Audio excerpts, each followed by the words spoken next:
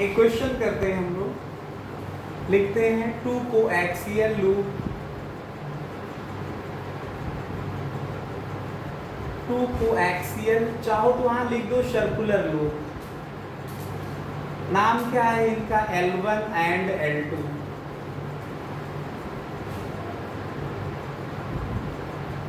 Of radii, of radii 3 centimetre and 4 centimetre, 3 centimetre and 4 centimetre are placed as shown in the figure, as shown in the figure. What should be the magnitude and direction of, what should be the magnitude and direction of loop L? What should be the magnitude and direction of current in the loop L2? Current in the loop L2,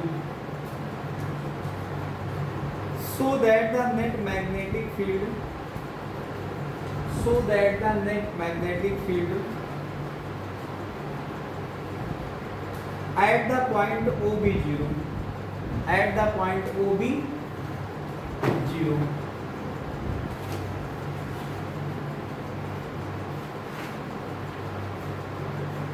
at the point O is value। देखो question का मतलब समझो। Question में लिखा है to coaxial circular loop है, नाम L1 और L2 है। बात समझ पा रहे हैं? L1 की रेडियस 3 सेंटीमीटर है और L2 की रेडियस कितनी है? 4 सेंटीमीटर। फिर क्या लिखा है? आर प्लेस्ड ऐसे रखे हैं जैसा फिगर में बताया जा रहा। तो फिगर में बताया क्या जा रहा है यही तो समझना है। ये फिगर गिवन है, ये फिगर दिया हुआ है, मैं अपनी मर्जी से नहीं बनाने जा रहा हूं, ये फिगर दिया हुआ। फिगर दिया कैसे है? फिगर दिया कैसे है? इसको देखो, एक लूप है,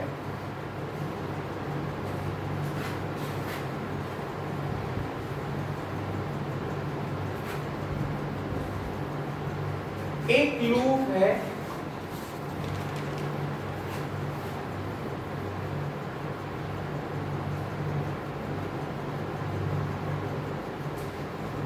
ये एक लूप है, इसकी रेडियस जो है ना वो 3 सेंटीमीटर है और इस वाले लूप की रेडियस कितनी है?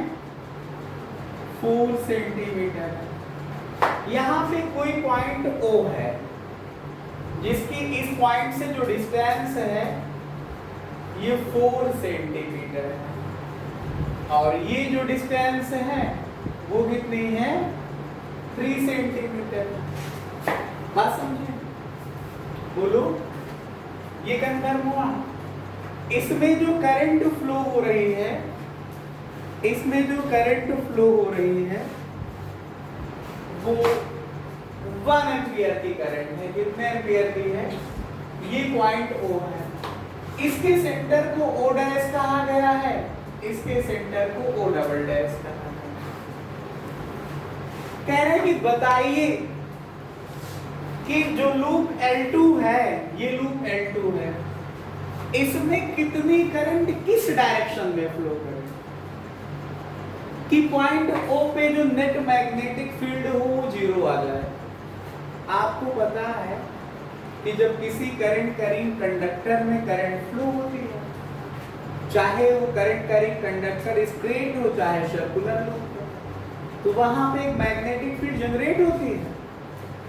तो मैंने आपको बताया था कि जैसे ये करंट कैरिंग कंडक्टर या लूप L2 मान लो, लूप L2 को पॉइंट O से ऑब्जर्व करो आप मेरे हिसाब से, तो ये जो ये करंट है वो एंटी क्लॉकवाइज सेंस में फ्लो हो रही है। एंटी क्लॉकवाइज सेंस में फ्लो होने की वजह से जो मैग्नेटिक फील्ड होगी एंटी क्लॉकवाइज तो मैग्नेटिक फील्ड की डायरेक्शन टुवर्ड्स ओ होगी जाकर के। मैंने एक रूल समझाया था आप लोगों को, AUCD। ए का मतलब एंटी क्लॉकवाइज, यू का मतलब अपवर्ड डायरेक्शन, सी का मतलब क्लॉकवाइज, तो डी का मतलब डाउनवर्ड या इनवर्ड डायरेक्शन। अब ध्यान से देखिए इसे, जब एंटी क्लॉकवाइज सेंस में करंट फ्लो हो रही है तो इसकी वजह से जो यहाँ पे मैग्नेटिक फील्ड होगी जाकर के उसकी डायरेक्शन ये होगी बाहर की तरफ, आउटवर्ड, AUCD, AU अपवर्ड। अब इसके लिए अपवर्ड तो यही आएगा ना, बोलो। तो इसको हमने B1 मान लिया। अब जब B1 की वैल्यू आप निकालोगे तो समझो क्या आएगी। आपने पढ़ा था कि जो पॉइंट है अगर किसी लूप के एक्सिस पे होगा, क्योंकि जो पॉइंट O है इस लूप के और इस लूप के दोनों के एक्सिस पे ही तो है।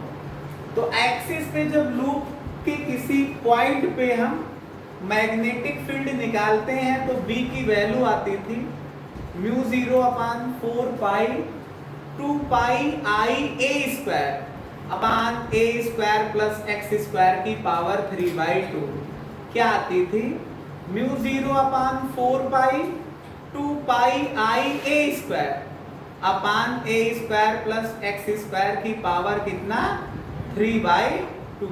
तो ध्यान से समझिए, अगर हम लेट कर ले क्या मान ले बताओ, क्या लेट कर लिया कि जो B1 है क्या ये मैग्नेटिक फील्ड इंटेंसिटी है एट O है ड्यू टू लूप L1 है। L1 लूप की वजह से पॉइंट O पे मैग्नेटिक फील्ड, यही तो मतलब हुआ। इसको लिखोगे तो फार्मूला लगाओगे म्यू 0/4 पाई 2 पाई I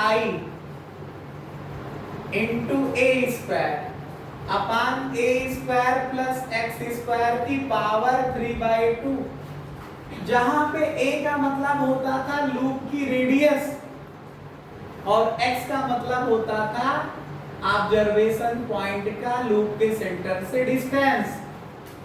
और फिर यहाँ पे अगर आप वैल्यू पुट करो तो म्यू 0/4 पाई आया, 2 पाई आया, I की वैल्यू 1 एम्पियर।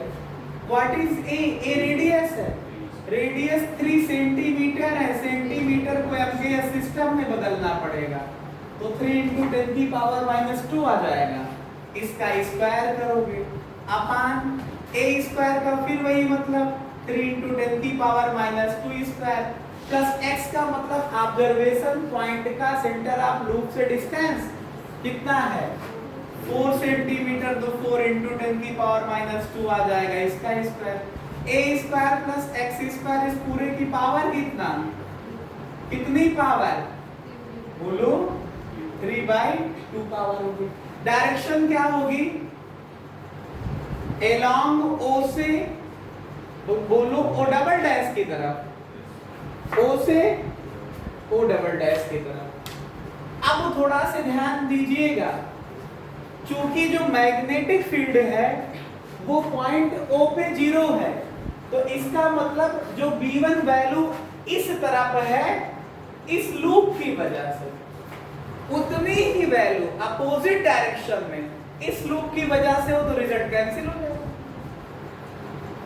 अब बताइए वैल्यू तो उतनी होनी चाहिए, डायरेक्शन अपोजिट, तो इसमें करंट की डायरेक्शन क्या हो कि अपोजिट डायरेक्शन का मतलब O डबल डैश से O की तरफ वैल्यू आ जाए। तो इसमें भी करंट को अगर हम पॉइंट O से ऑब्जर्व करें तो एंटी क्लॉकवाइज सेंस में ही आना चाहिए।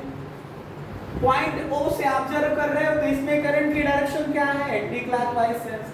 इसमें भी जब एंटी क्लॉकवाइज सेंस में आएगा बोलो एंटी क्लॉकवाइज सेंस में, एंटी क्लॉकवाइज इस सेंस में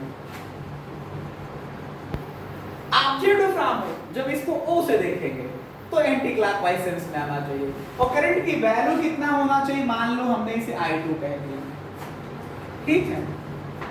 तो यहां पे लिखेंगे हम क्या कि सिंस जो क्या net magnetic field intensity at O